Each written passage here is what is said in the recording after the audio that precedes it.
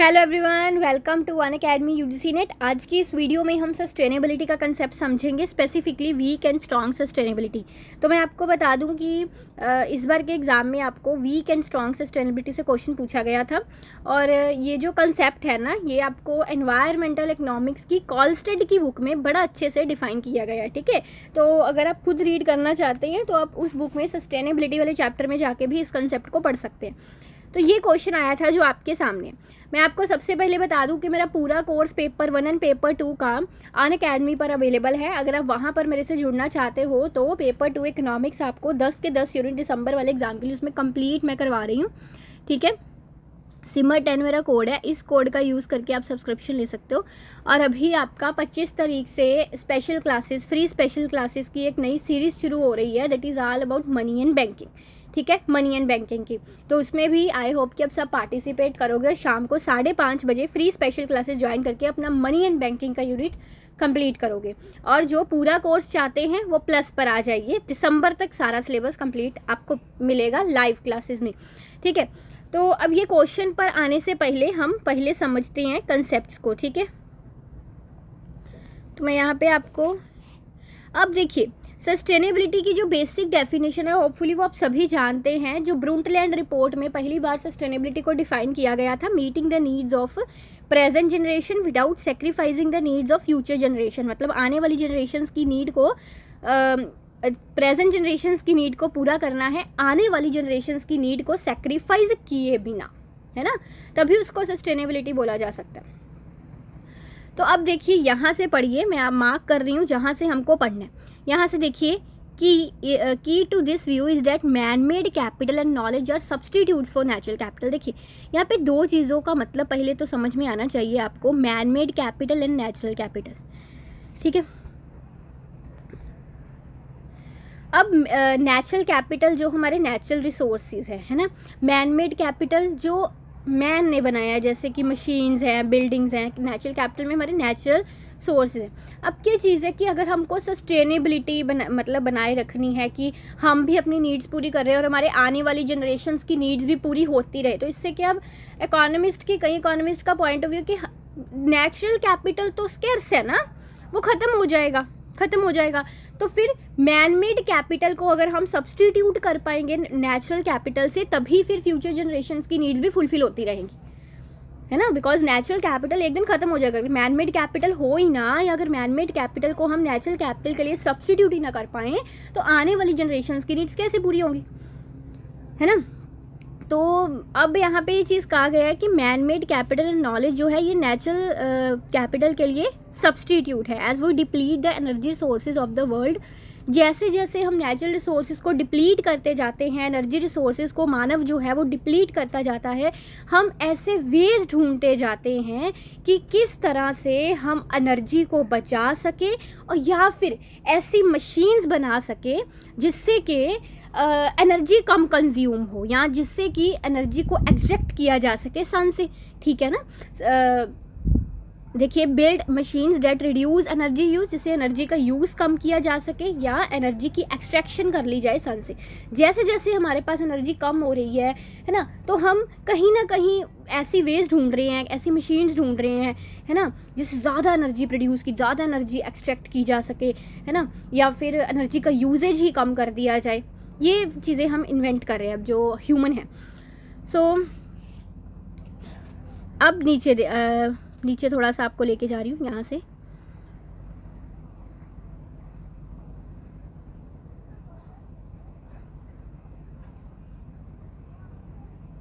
देखिए, अब यहाँ से बढ़िए, यहाँ से वो कहते हैं कि सोलो जो इकोनॉमिस्ट है, बहुत ही फेमस इकोनॉमिस्ट, वो कहता है कि man made capital and natural capital substitutes है। यानी कि जब नेचुरल कैपिटल ख़त्म हो जाए तो उसकी जगह पर हम मैन मेड कैपिटल का यूज़ कर सकते हैं सस्टेनेबिलिटी को बनाए रखने के लिए। But an alternative view, but इसके अलावा भी कुछ अल्टरनेटिव व्यूज़ हैं। कुछ इकोनॉमिस्ट सोचते हैं कि जो नेचुरल कैपिटल है इज़ ओनली समवट मतलब कुछ हद तक ही सब्सटीट्यूटेबल है, मतलब ज़्यादा नहीं हम सब्सटीट्यूट कर सकते मैन मेड कैपिटल को, मतलब कुछ हद तक ही, कुछ ही चीज़ों के लिए हम मैन मेड कैपिटल को सब्सटीट्यूट कर सकते हैं। ठीक है। नेचुरल कैपिटल जैसे कि नेचुरल सोर्सेज, ओशंस हो गए, है ना, प्लांट्स एंड एनिमल्स की जाती होगी, वो कहते हैं ओनली समवट सब्सटीट्यूट, कुछ हद तक ही वो चीज़ सब्सटीट्यूटेबल है, ठीक है। अब देखिए जैसे उसने बहुत अच्छा कहा है कि कैसा कहता है कि कोई भी ऐसी अब मशीनरी है, ऐसी इन्वेंशन नहीं बनी जो कुछ ऐसी जंगली प्रजातियाँ होती हैं जो लुप्त हो जाती हैं, हमारा नेचुरल कैपिटल जो है डिप्लीट हो जाता है, कुछ ऐसी प्लांट्स एंड एनिमल्स की स्पीसीज लुप्त हो जाती है, बट कहते हैं कोई ऐसी मशीन नहीं बनी जो उनको वापस ला सके, है ना। दैट्स वाई कई इकोनॉमिस्ट ने कहा है कि नेचुरल कैपिटल को मैन मेड कैपिटल के लिए पूरा सब्सटीट्यूट नहीं किया जा सकता, ठीक है। अब वो कहते हैं कि इनमें से कौन सा व्यू करेक्ट है, ये चीज़ रिजॉल्व पूरी तरह से की नहीं जा सकती। अब देखिए इसके आगे यहाँ से अब पढ़िए, हाँ, to distinguish between these two views, मैंने आपको दो व्यूज़ बताए। कहते हैं इन दो व्यूज़ में डिफरेंस समझने के लिए यहाँ पे दो कंसेप्ट क्वाइन किए गए, दो कंसेप्ट दिए गए। ये जो न्यूमर की स्टडी थी 2003 में, इसमें इन दो व्यूज़ को डिस्टिंग्विश किया गया था, weak sustainability and strong sustainability, ठीक है। ये जो दो व्यूज़ मैंने अभी आपको बताए, इन्हीं दो व्यूज़ को नाम दिए गए। देखिए, the term weak sustainability refers to a path of consumption over time that yields a non declining utility level assuming substitutability between man made and natural capital. Weak sustainability में कहा गया है कि लोगों का यूटिलिटी लेवल कम ना हो।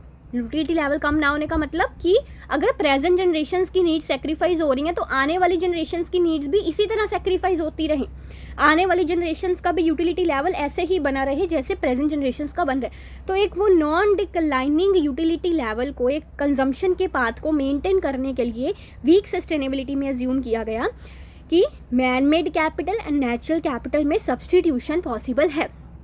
But वो कहता है the term strong sustainability means that same thing without allowing the strong sustainability में भी यही चीज़ कही गई कि जो कंजम्पशन का पाथ है उसे ऐसे मेंटेन रखा जा सकता है, नॉन डिक्लाइनिंग यूटिलिटी लेवल। अभी मैंने समझाया कि प्रेजेंट जनरेशन का जैसा यूटिलिटी है फ्यूचर का भी वैसे ही रहेगा, है ना। ये सेम सस्टेनेबिलिटी को, सेम पाथ को कायम रखा जा सकता है, बट विदाउट, देखिए,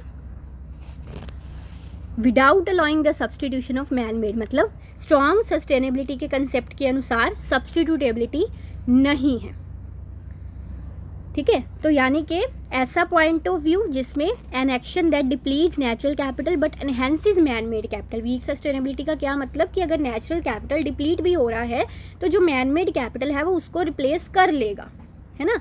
बट स्ट्रॉन्ग सस्टेनेबिलिटी ने इसमें उल्ट का है कि जो नेचुरल कैपिटल डिप्लीट हो रहा है उसे मैन मेड कैपिटल रिप्लेस नहीं करेगा। बात क्लियर हो गई? तो ये चीज़ ठीक है, यही था basically difference between strong and weak sustainability. अब यहाँ पे जो ये आपका क्वेश्चन है ना, एक मिनट, हाँ, the first is a correct answer. देखिए तो इसको थोड़ा पढ़ते हैं।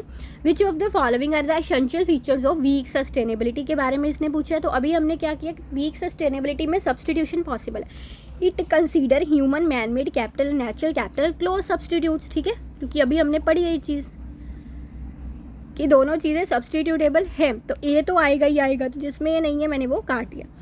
फिर it puts emphasis on the initial size of the economy since the size of the initial capital stock। देखिए जो वीक सस्टेनेबिलिटी है इसमें इनिशियल साइज़ को तो इंपॉर्टेंस दी ही नहीं गई। इसमें यह कहा गया है कि जो इनिशियल साइज़ है, यानी कि इनिशियली जो हमारे पास नेचुरल सोर्सेज हैं वो डिप्लीट हो जाएंगे और उसकी जगह पर मैन मेड कैपिटल आ जाएगा। तो इसीलिए इसने इनिशियल साइज़ यानी कि जो ओरिजिनल हमारे पास नेचुरल कैपिटल है उसको इंपॉर्टेंस नहीं दी। तो बी को मैंने यहाँ से काट दिया, वीक सस्टेनेबिलिटी। समझ गई ना बात को, क्योंकि हमारे पास स्ट्रॉन्ग मैन मेड कैपिटल आ जाना है ना। तो initial size of the economy को इसमें एम्फेसिसाइज नहीं किया गया।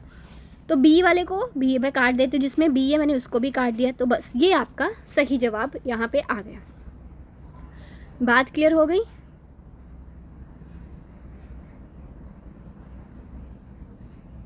हाँ, अब उसके बाद बी वाला काट दिया ना। सी में उसने लिखा it requires from each generation to assure, मतलब ये जो है ना सी वाला पॉइंट, ये वही सस्टेनेबिलिटी वाली डेफिनेशन है जो मैंने अभी आपको बताई थी कि कंजम्पशन पाथ को वैसे ही मेंटेन रखना है, नॉन डिक्लाइनिंग यूटिलिटी लेवल, है ना। वीक सस्टेनेबिलिटी, स्ट्रॉन्ग सस्टेनेबिलिटी, दोनों में सस्टेनेबिलिटी की बात तो कही ही गई है, दोनों में बात कही गई है कि प्रेजेंट जनरेशन की नीड को पूरा करने के लिए हम फ्यूचर जनरेशन की नीड को सेक्रीफाइस नहीं कर सकते। बट वीक में कहा गया कि वो चीज़ हम मैन मेड कैपिटल से चला लेंगे, स्ट्रॉन्ग में कहा गया नहीं, मैन मेड कैपिटल को सब्सटीट्यूट, मैन मेड कैपिटल को हम यूज़ नहीं करेंगे नेचुरल कैपिटल की जगह, है ना। तो ये बेसिकली सस्टेनेबिलिटी की डेफिनेशन है। It requires from each generation to ensure that their actions do not compromise the productive capacity of the generations to full. ठीक है, तो ये सस्टेनेबिलिटी की डेफिनेशन है, बिल्कुल होल्ड ट्रू। अब देखिए ये ई वाला भी एलिमिनेट क्यों होना था, it renders natural capital as an absolute necessity. ये तो स्ट्रॉन्ग सस्टेनेबिलिटी कहता है ना, स्ट्रॉन्ग सस्टेनेबिलिटी ने कहा कि जो नेचुरल कैपिटल है वो बहुत ज़रूरी है, उसके बिना काम चल ही नहीं सकता, क्योंकि मैन मेड कैपिटल उसकी जगह ले ही नहीं सकता। ये पॉइंट ऑफ व्यू किसने दिया, ये स्ट्रॉन्ग सस्टेनेबिलिटी का था। ठीक है,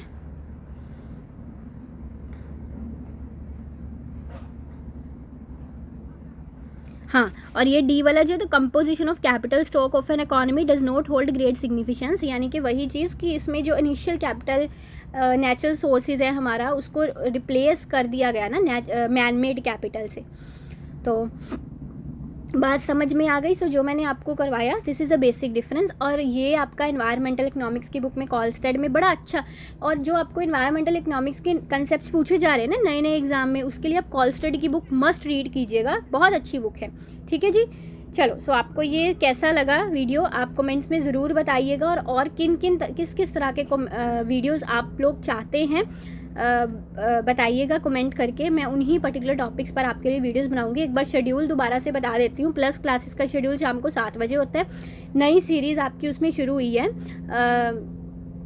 पब्लिक इकोनॉमिक्स की अभी। ठीक है, इसके बाद हम अगले महीने में सितंबर में ग्रोथ एंड डेवलपमेंट इकोनॉमिक्स करने वाले हैं। ठीक है, and the other thing is कि आपका जो स्पेशल क्लास है वो 25 तारीख से उसमें एक नई सीरीज़ शुरू हो रही है शाम को 5:30 बजे, मनी एंड बैंकिंग की।